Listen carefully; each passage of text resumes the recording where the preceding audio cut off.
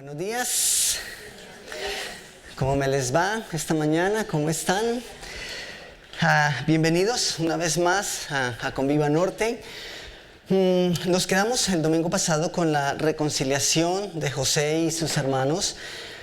Y dijimos ahí que José estaba disfrutando de la gracia de Dios en Egipto, entre tanto que extendía su gloria, ¿cierto? Y esa ha sido como la frase lema de este tiempo, de esta serie. Podemos disfrutar de su gloria mientras extendemos podemos disfrutar de su gracia mientras extendemos su gloria. Gracias por tener los oídos abiertos esta mañana. Y ese también es nuestro llamado. Eso es lo que Dios demanda de nosotros. Nosotros tenemos esa misma responsabilidad. ¿Y cómo vemos esto de disfrutar de la gracia de Dios mientras extendemos su gloria en la vida de José? Pues lo vemos de la siguiente manera. Primero, lo vemos en la compasión que él mostró hacia sus hermanos. Eso es gracia. Ciertamente, José había podido tomar cualquier otro tipo de acción en contra de sus hermanos, pero antes que darles su merecido, el digno trato, por el trato que ellos habían tenido con José, él escogió tratarlos con amor, ¿cierto? Y vemos ese momento de reconciliación que fue maravilloso. En segundo lugar, vemos esto en la vida de José, en la diligencia que él tiene para administrar toda la casa de Faraón y por ende todo lo que estaba ocurriendo en Egipto. Eso no es solamente eso de disfrutar de la gracia de Dios mientras extendemos su gloria, no es algo que se da solamente los domingos aquí y en círculos eclesiales, ¿sí? Mientras estamos en nuestras rutinas de la semana, en nuestro diario vivir, somos llamados a hacer lo mismo. Tal vez es un poco más difícil, pero creo que es ahí a menudo donde más podemos brillar y hacer que la gloria de Dios se extienda. Y en tercer lugar, vemos que siempre José fue un hombre que obró a favor del otro, ya fuesen sus hermanos, familia o simplemente cualquier otra persona. ¿Y saben qué me parece interesante? Este faraón fue un hombre especial. Y nosotros cada vez que pensamos en faraón, o por lo menos me ocurre a mí, pienso que todos los faraones fueron como el faraón que estaba gobernando cuando Dios sacó a su pueblo de Egipto. Pero ¿saben que este hombre fue especial? No podemos decir si él creyó a Dios o no. La Biblia o el relato bíblico no nos deja ver eso. Pero lo que sí podemos saber es que fue tan especial que incluso cuando Jacob estuvo en Egipto, Jacob bendijo a este hombre. Y lo bendijo con la bendición del Dios de Israel. Eso es bien especial. Este hombre era especial. Y obviamente corría con la promesa que Dios había hecho a Abraham. Y es interesante que Dios está desplegando o simplemente llevando todo su pueblo, obviamente representado en Jacob, sus hijos, tal vez sus nietos, pero Dios está sacando de Canaán a su pueblo y lo está llevando a Egipto. ¿Y saben qué va a hacer en Egipto? Ahí es donde el pueblo se va a multiplicar. Ahí es donde ocurre la primera gran multiplicación del pueblo judío. Y uno diría, bueno, ¿por qué Dios no lo hace en Canaán? ¿Por qué tienen que pasar por todo esto? Bueno, eso es algo que hemos estado viendo. Dios quería mostrar su gloria a los egipcios y a través de Egipto a todo el mundo. Y eso es algo que Dios escogió hacer de esa manera. Y por eso ahora todos están yendo a Egipto. Y quiero que vayamos a Génesis 46. Podemos encender luces.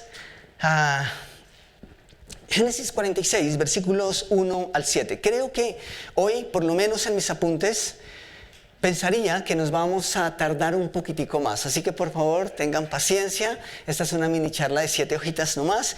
Entonces por favor tengan un poco de paciencia si es que sienten que nos estamos alargando. ¿Ok? Entonces Génesis 46, versículo 1 dice: salió Israel con todo lo que tenía y vino a Berseba y ofreció sacrificios al Dios de su padre Isaac.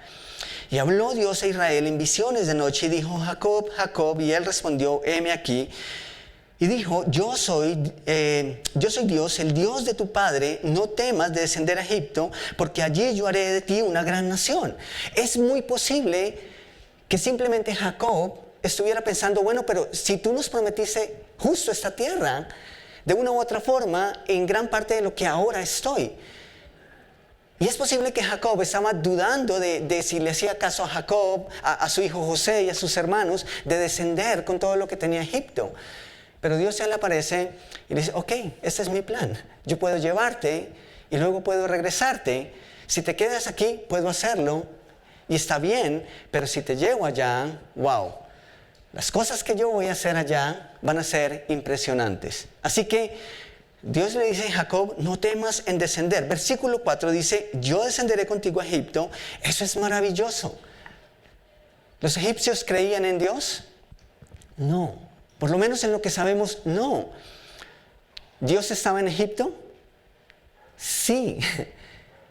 Eso es interesante, tengamos en cuenta eso. Dios le dice, yo descenderé contigo a Egipto y yo también, ¿qué? Te haré volver.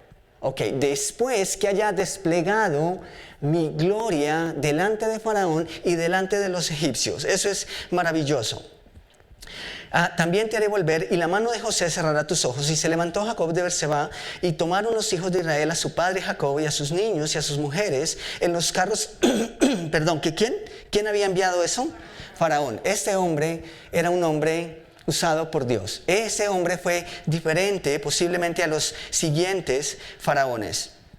Versículo 6, y tomaron sus ganados y sus bienes que habían adquirido en la tierra de Canaán y vinieron a Egipto, Jacob y toda su descendencia consigo, sus hijos y los hijos de sus hijos consigo, sus hijas y las hijas de sus hijos y toda su descendencia trajo consigo a Egipto. Es decir, Dios llevó a los hebreos a Egipto.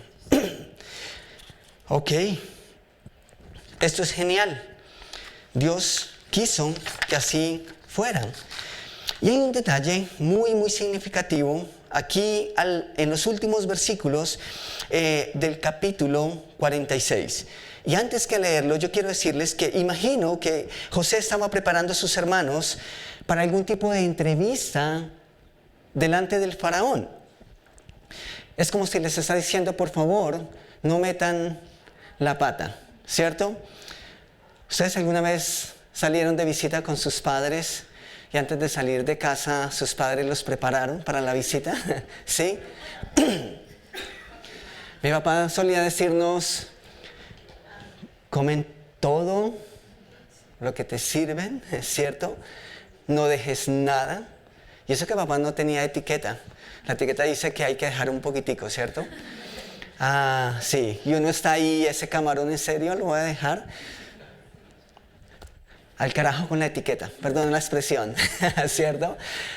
Pueden dar por hecho, y siempre le digo esto a las personas, pueden dar por hecho que si un día me ven haciendo mi mayor esfuerzo por comer con etiqueta, pueden asegurar que no estoy disfrutando en absoluto la comida. Me encanta el emblema de KFC para chuparse los dedos, eso es lo más rico, ¿cierto? Pero es como si José le está dando esa instrucción a sus hermanos y puedo imaginar y recordar a mis padres ahí, se come todo, no metan la cucharada, ¿cierto? Para el niño meter la cucharada era, los adultos están hablando, el niño estaba con los niños o ahí sentadito, ¿cierto? Y podían pasar 3, 4, 5, 6 horas y el niño no lloraba, no se antojaba del celular, no, nada. Ahí, sentadito, sin meter cucharada. José está preparando a sus hermanos. Debe ser que José conoce muy bien a sus hermanos. Miremos ahí el versículo 31, Génesis 46, versículo 31. Dice, y José dijo a sus hermanos, y a la casa de su padre subiré y lo haré saber a Faraón, y le diré, mis hermanos y la casa de mi padre, que estaban en la tierra de Canaán, han venido a mí. Y los hombres son, ¿qué? Pastores de ovejas. Esta es una conversación que José está diciendo que necesita tener con Faraón. ¿Para qué? Para hacer las cosas de manera diplomática. Ese es el orden de las cosas. Mis hermanos son pastores de ovejas porque son hombres ganaderos y han traído sus ovejas y sus vacas y todo lo que tenían, mejor dicho, invadieron a Egipto, en la casa del faraón. Versículo 33 dice: y cuando Faraón los llamare y le dijere, y esa es la instrucción que les está dando, ¿cuál es vuestro oficio? Entonces diréis: hombres de ganadería han sido tus siervos desde nuestra juventud hasta ahora, nosotros y nuestros padres, a fin de que moréis en la tierra de Gosén. ¿Por qué? Lean esa última línea. Porque para los egipcios es ¿qué? Abominable, abominación, reprochable. ¿Quién es? Todo pastor de ovejas. Esto podría ser un plan suicida. Esto podría terminar muy mal. Hay dos cosas que quiero resaltar acá. La primera es la instrucción de José. Digan que son pastores de ovejas. ¿En serio José está diciendo eso? Parece que viéramos la primera sombra de insensatez en la persona de José. José les está diciendo: digan que son pastores. ¿Por qué? Porque ellos abominan a los pastores de ovejas.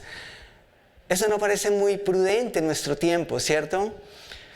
Yo imagino que hubiese sido, o para muchos hubiese sido más prudente si José les dice: por favor, díganle que ustedes son agricultores. ¿Por qué? Pues porque para los egipcios es abominación los pastores de ovejas. Si ustedes dicen que son pastores de ovejas, pues los van a sacar de una vez. Pero eso no es lo que hace José, ¿cierto? Tenemos que pensar en el versículo 31. ¿Recuerdan la conversación que José tendría con el faraón? José, ¿qué le diría al faraón? José le diría al faraón: mis hermanos son hombres del campo. Ellos son pastores de ovejas. Eso es interesante.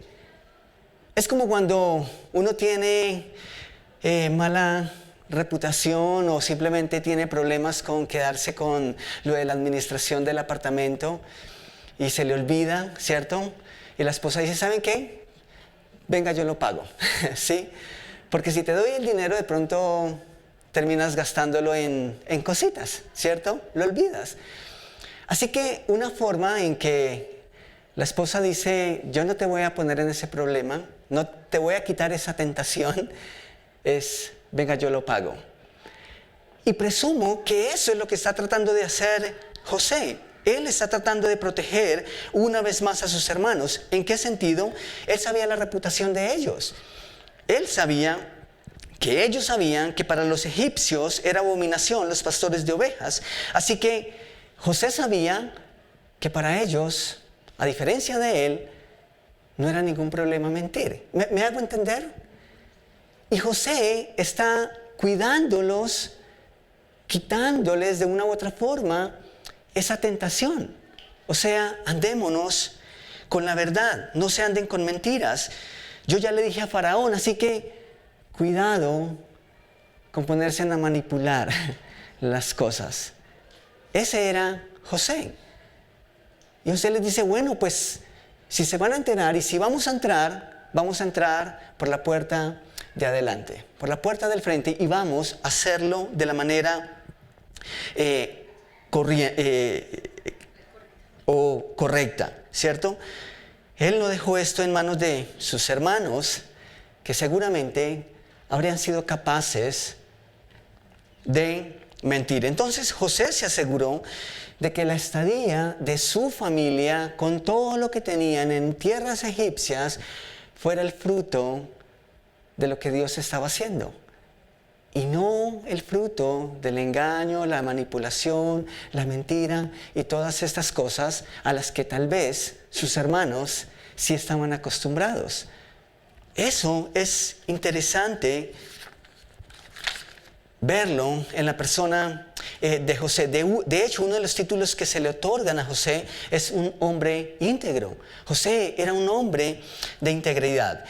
Y lo segundo que quiero resaltar es que José nunca se olvidó que era extranjero en tierras egipcias. ¿Por qué digo y por qué creo que es importante que nosotros entendamos estas cosas, especialmente cuando ahora nos estamos refiriendo a misiones? Por la siguiente razón: ¿para quiénes eran abominables los pastores de ovejas? Para los egipcios.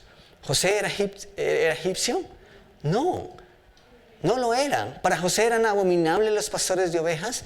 No, amaba a sus hermanos. Esas eran sus raíces. Entonces, eso es importante porque aunque no eran abominables para José, sí lo eran para los egipcios. Y eso es interesantísimo y es importante que nosotros lo tengamos en cuenta. Aun cuando José era el segundo al mando, el segundo hombre más importante en Egipto, él no dijo, bueno, yo aquí también tengo derechos. Él no dijo, yo aquí tengo poder. Y su merced, Faraón, bueno, eso lo decimos nosotros, ¿cierto? Pero José no dijo, Señor Faraón, yo sé que para ustedes los pastores de ovejas son abominables, pero ellos son mi familia. ¿Y qué le vamos a hacer? Son mi familia, gústele o no a su merced, y a su pueblo, son mi familia y yo los voy a traer. Eso no es lo que hace José. Eso no es lo que hace. Creo que José, hay temas culturales que él comprende muy bien y que sabe que en la manera en que él maneja esas situaciones va a prosperar y van a gozar de un bienestar, cosa diferente, así esas cosas no se toman en cuenta, ni antes cuando José era un esclavo, ni después cuando era amo y señor. Eso es interesante. José siempre tuvo en cuenta esos pequeños detalles que conciernen a las diferencias entre culturas. Eso es interesante. Quiero que miremos ahí Génesis 43, nos devolvemos un poco y miramos el versículo 32. Génesis 43, versículo 32.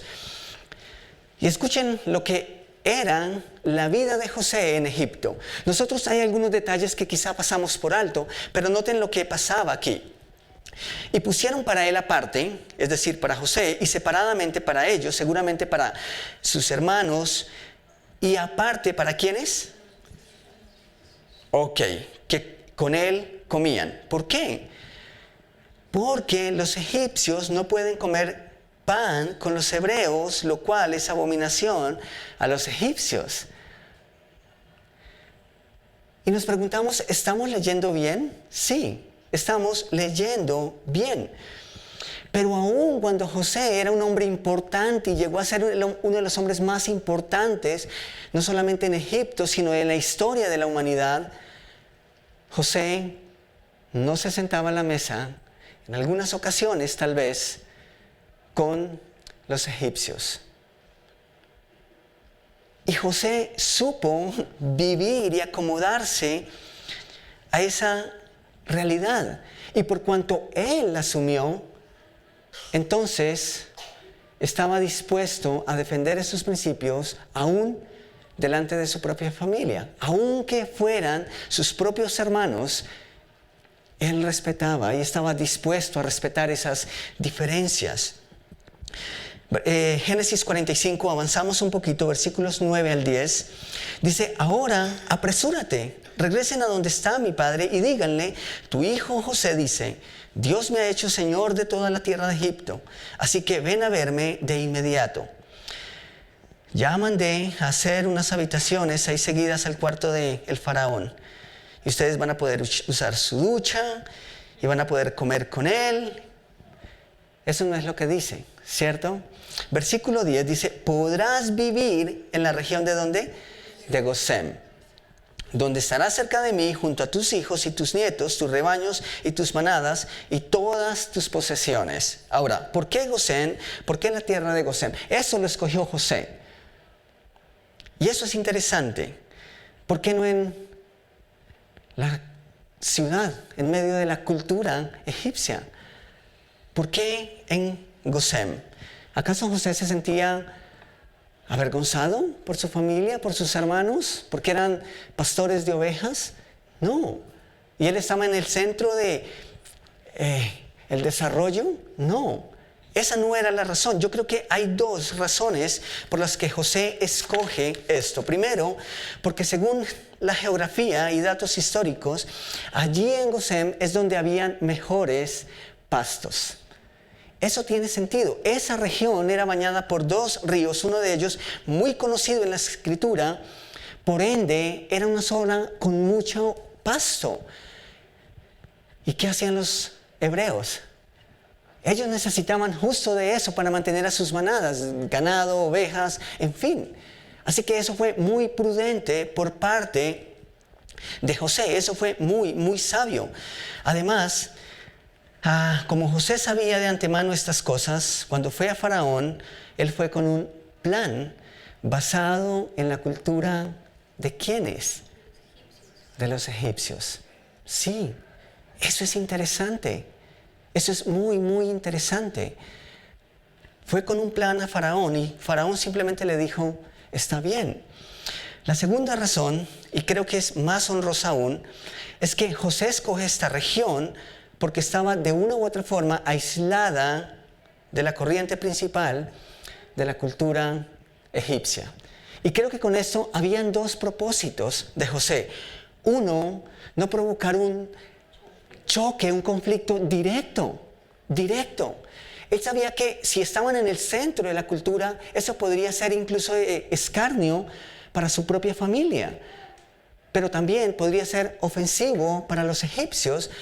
Así que él buscó un lugar necesariamente cerca para estar pendiente de ellos, pero suficientemente lejos de la cultura egipcia, del epicentro. ¿Para qué? Para que no hubiese una confrontación directa. Pero ¿saben también cuál era el propósito? Yo creo que conociendo a sus hermanos y conociendo a su familia, simplemente José estaba pensando en protegerlos también de las formas paganas de la cultura que en poco iba con los hebreos, también a su propia familia.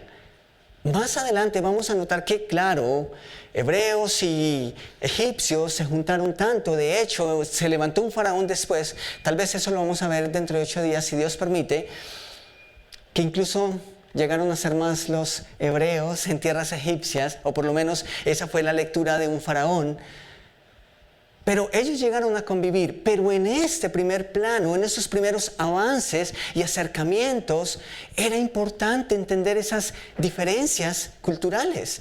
Y en ningún momento José pretendió pasar por encima de esas cosas. Entonces, se sometió a la cultura respetando lo que era respetable, honrando lo que era honroso, no negociando principios.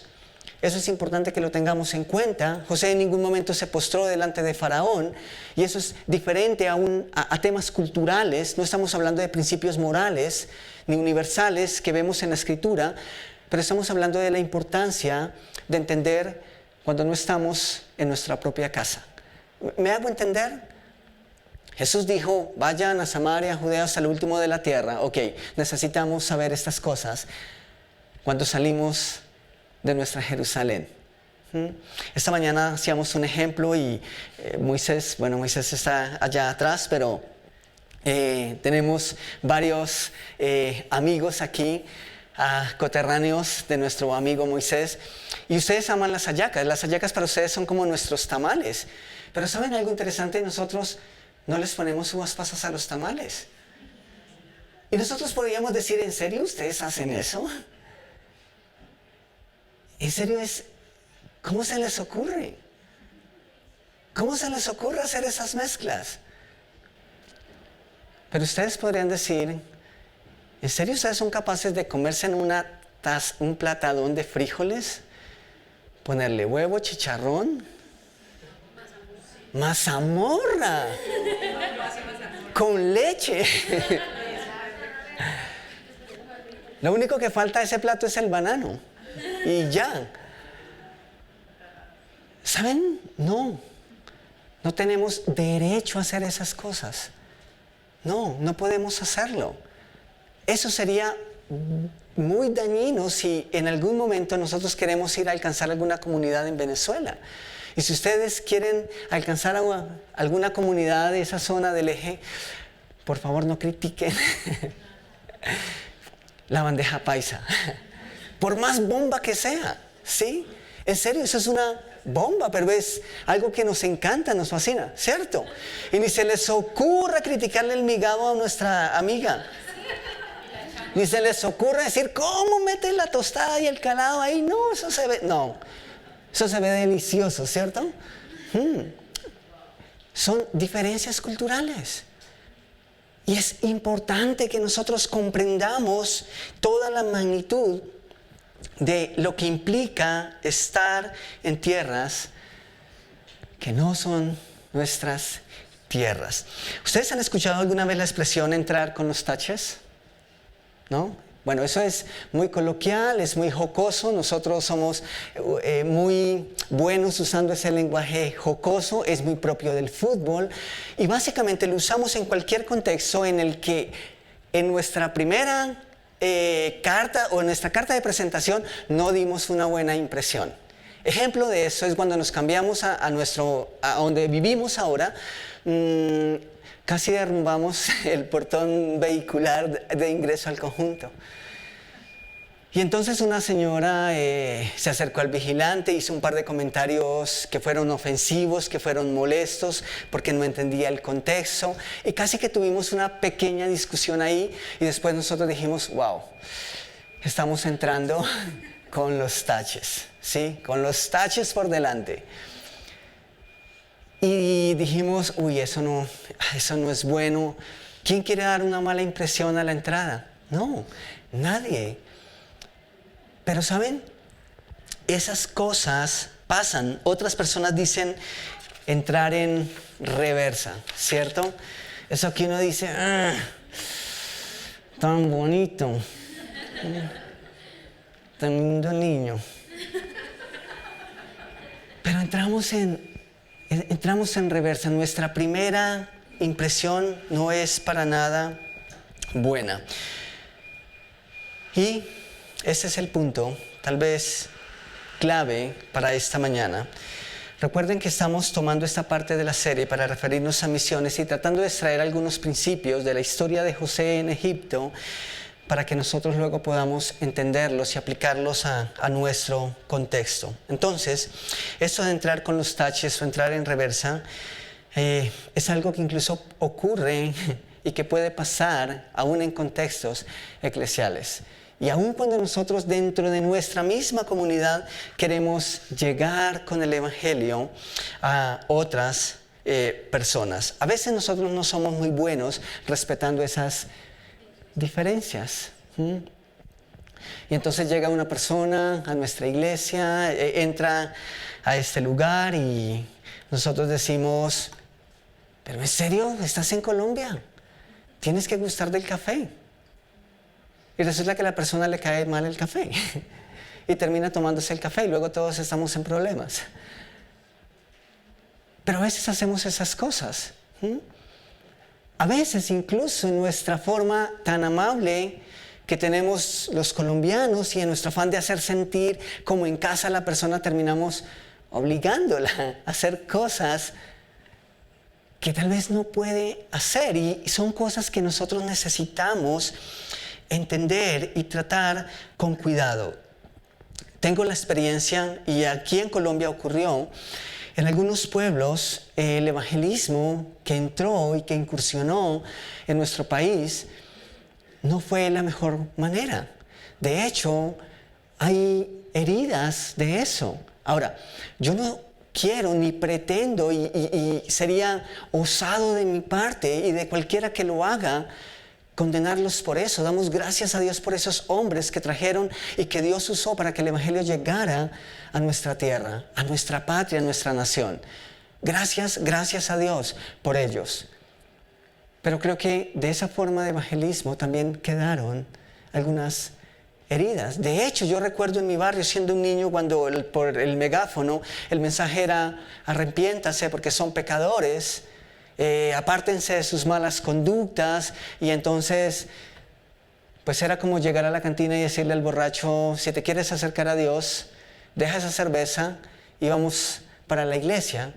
Y ciertamente eso tiene que pasar si tú eres un creyente, ¿cierto? Pero estamos hablando de esos primeros acercamientos, ¿Ah? Estamos hablando de esos primeros pasos.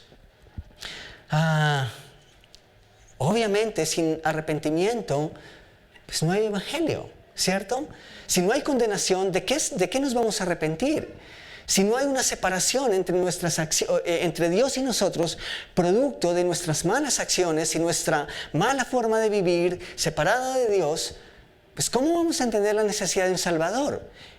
No estoy diciendo que ese no es el mensaje, claro que ese es el mensaje, pero hay cosas que nosotros haríamos bien en hacer tal vez primero.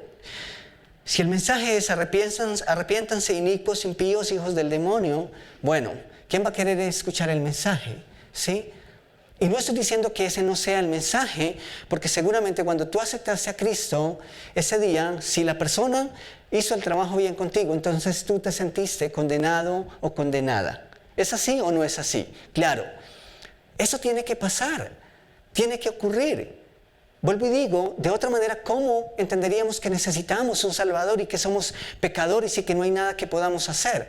Claro, esas cosas tienen que pasar. Pero cuando te invitaron a la iglesia, tal vez por vez primera, te dijeron, vamos a la iglesia porque es que tú eres un inicuo, un pecador impío. Tal vez no, ¿cierto? Pero ¿saben qué me dijeron un día? Un día me dijeron, si tú no eres hijo de Dios, eres hijo de Satanás. Wow, ¿eso es fuerte? Sí, es fuerte.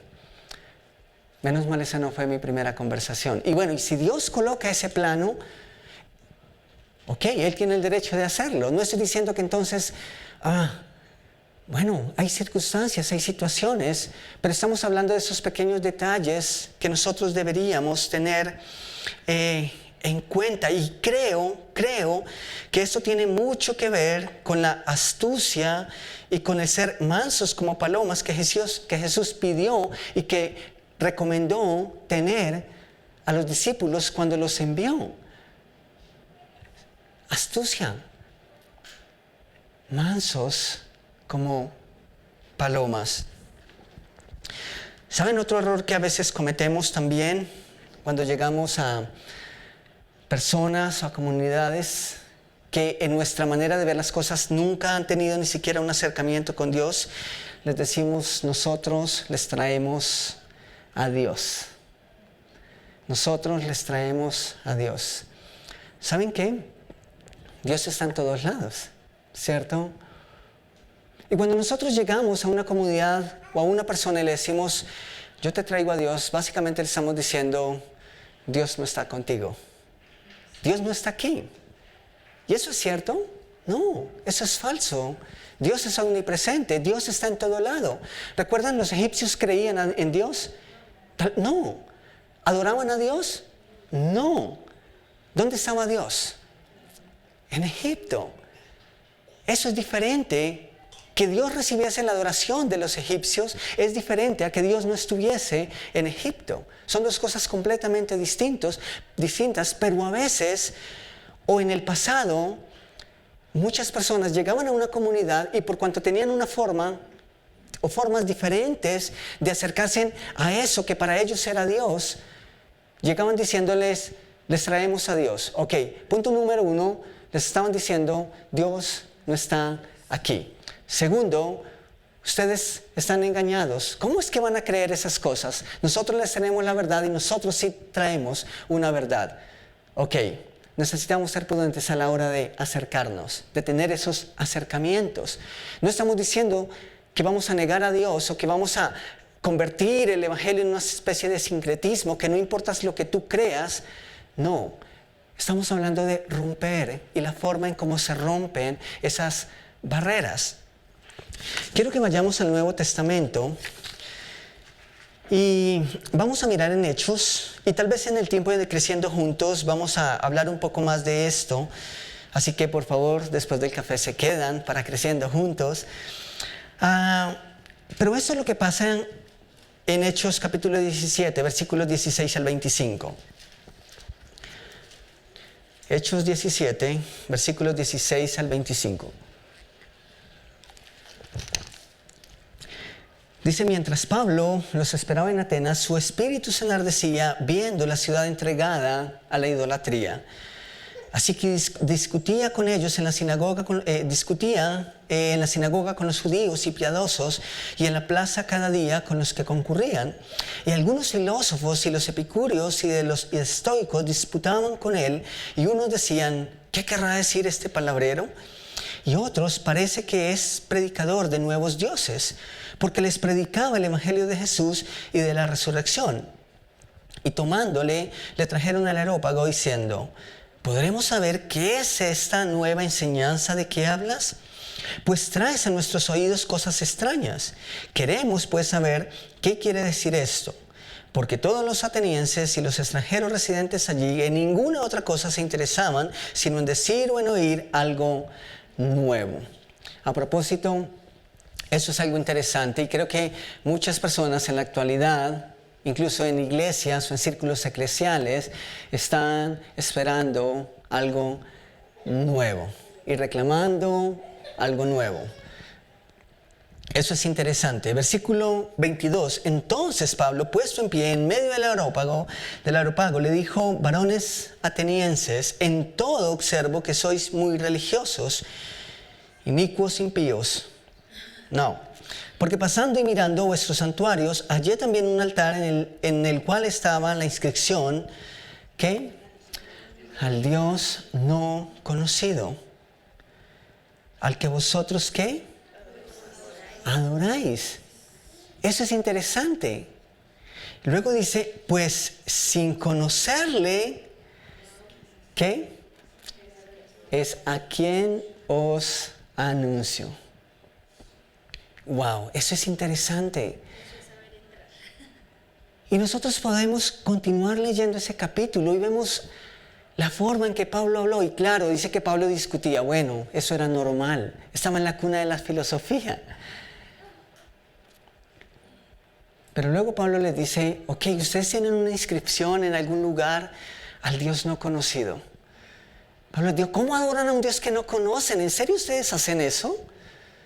Para adorar a Dios hay que conocerle. Ok, bueno, nosotros a veces lo hacemos. Pero Pablo dice, ¿saben?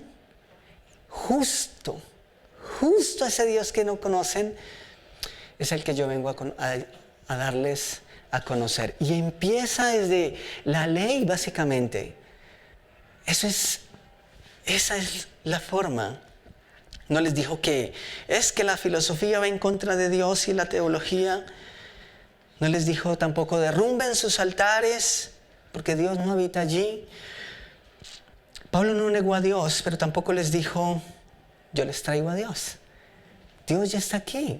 Ustedes lo conocen, pero ustedes necesitan profundizar en su relación con Él. Necesitamos tomar esos conceptos y redireccionarlos. Eso es diferente a lo que muchas veces tal vez hemos hecho o tal vez no, gracias a Dios, porque no lo vamos a hacer. En cambio, lo que Él hace es trabajar sobre esa base que ellos ya tenían, esa noción de un ser que es supremo, que es superior.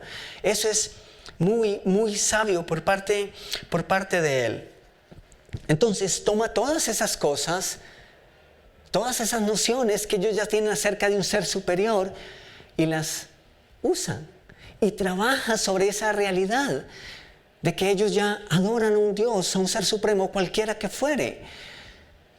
Pero no les dice, Dios no está aquí.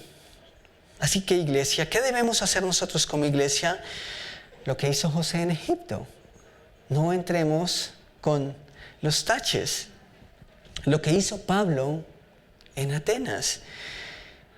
Eso es lo que hacen muchos misioneros. Ellos primero conocen las culturas o las reglas mínimas de las culturas, las estudian, las asimilan y entonces tratan de ganarse el derecho a ser escuchados. Eso es importante, eso es importante. Ellos entienden esas diferencias y las respetan y usan esas cosas para presentar el Evangelio. Eso es respetar y honrar lo que se debe honrar. Dios hizo multiplicar a su pueblo pastores de ovejas en tierra donde los pastores eran ¿qué? Abominables. Sí, Dios lo hizo. Dios hizo progresar y practicar el mensaje de Pablo en tierras llenas de filosofías humanas. Y cuando nosotros terminamos de leer ese capítulo que citamos en 1 Corintios, vamos a ver que muchas personas creyeron el mensaje del Evangelio. Eso es bonito. No es derribar los altares lo que primero ocurre. Lo que debe ocurrir es que la gente se convierte y luego sus altares caen, mayormente en el corazón o primeramente en el corazón. Eso es lo que debe pasar. A veces nuestro evangelismo agresivo es, qué bueno que ya tumbaron sus altares y quemaron sus cosas, sus santuarios. Bueno, hay gente que ha quemado eso y no ha pasado nada en sus corazones. Esa es una realidad. Vamos a hacer un ejercicio muy interesante en Creciendo Juntos, pero por ahora quisiera que meditáramos en algunas preguntas. La primera pregunta es, ¿el mensaje de Jesús te ha lastimado? ¿Te ha dañado? ¿Has lastimado a alguien con el mensaje del Evangelio? ¿Fue tu primer acercamiento a Jesús y a su iglesia una especie de abandona todo lo que cree, cambia tu forma para que Dios te ame y te acepte? ¿O fue al contrario? Dios te aceptó, Dios te amó y luego todas esas cosas empezaron a caerse. Estoy hablando del primer acercamiento, donde incluso se trata en gran parte de asuntos culturales y que nada atañen a las reglas y principios morales que son universales. Espero que me estoy haciendo entender. Claro que ahí debe haber un cambio de conducta. Claro que debe existir un cambio, una transformación. Pero estoy hablando de que a veces nuestros primeros acercamientos no son buenos acercamientos porque incluso queremos que las personas cambien su cultura para que luego el Evangelio pueda entrar. No, es el Evangelio el que transforma esas cosas, el que transforma cultura, el que transforma vidas. Es diferente, creo que esa es la forma. Yo espero que tu forma de acercarte a Jesús por vez primera no fue de esa manera y que eso mismo nos ayude a tener acercamientos significativos con otros, especialmente aquellos que piensan y que conciben a Dios de una manera diferente a la nuestra. No tenemos que llevarles a Dios, tenemos que ayudarles incluso en sus formas a conocer al Dios verdadero. Tomamos un momento para orar. Yo recuerdo que incluso la forma que tenían y que veían muchos pastores era ajena a mí y a mi esencia, incluso a mi forma de vestir. Yo veía como todas las personas que iban a la iglesia en un segmento de mi vida llegaban vestidas de cierta forma. Y de una u otra forma yo pensaba, ¿será que eso es un requisito? Si yo quiero ir a la iglesia un día necesito ponerme un traje, una corbata, cuando lo único que tenía en Tierra Caliente eran bermudas y pantalonetas. Aún así nunca me atreví a dar ese paso y a preguntar, pero en mi mente esa era la lectura que yo hacía. Pasaron los años y en otro contexto, una vez vi a una pareja, de hecho eran muy jóvenes, lejos de mi mente pensar que ellos eran pastores, porque los pastores que yo veía siempre eran un domingo y vestidos de X o vestidos de una forma muy particular. Y no estoy diciendo, por favor, que eso es malo. No, esa no es la razón por la que de pronto no uso traje. Puedo usar traje de vez en cuando. Pero cuando yo vi a esas personas vestidas como yo, tomando agua en bolsa, saludando a toda la gente, lavando el lugar donde el domingo luego venían con la iglesia a reunirse. Eso me comunicó algo completamente distinto. Y estoy hablando de cosas muy superficiales, pero que la mente de un chico de 15 años se volvió algo significativo. Qué bueno que de una u otra forma Dios los usó para darme a comunicar que no era necesario llegar con traje a la iglesia. Pero nosotros podemos pensar en muchos ejemplos, tal vez unos más profundos, tal vez unos más agresivos, tal vez unos que han hecho más daño, tal vez nosotros fuimos víctimas de algunas de esas prácticas evangelísticas. Y bueno, Dios en su misericordia usa todas esas cosas. Pero creo que Dios hoy nos está llamando a decir, bueno, si ustedes se están preparando para un viaje misionero, hay algunas cosas que quiero recomendarles, así como José le recomendó a sus hermanos y a su casa. Señor, gracias, porque incluso cuando estuviste en tierra, pagaste el impuesto. Y eso nos recuerda que tú respetaste esas cosas. Tú dijiste que tu reino no era de este mundo y efectivamente lo es, pero aún así te sometiste a las reglas de este mundo. No a los principios de este mundo, sino a las reglas de este mundo. Cosas culturales, cosas de forma, gustos. Y creo que nosotros somos llamados a hacer lo mismo, Señor. Y tú este año nos has dado la oportunidad como iglesia de ir a una comunidad que tal vez tiene algunas cosas culturales que son diferentes a las nuestras, pero qué bueno, Señor, que hoy tú nos estás recordando estas cosas. Señor, no tenemos que ir a un viaje misionero, ni siquiera tenemos que salir de aquí, de este lugar, para nosotros decir y hacer cosas que pueden ofender y que pueden dañar a tu iglesia. Tal vez a alguien que está acercándose a ti.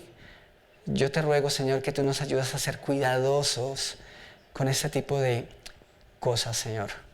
Tú lo fuiste, nosotros necesitamos hacerlo. Tú nos recomendaste que fuésemos mansos como palomas. Creo que nosotros necesitamos hacerlo. Pero por sobre todo, Señor, ayúdanos a comunicarte bien.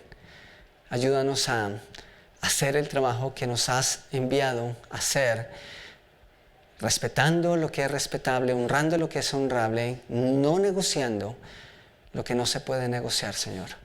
Gracias por tu palabra esta mañana. Oramos en el precioso nombre de tu Hijo. Amén y amén.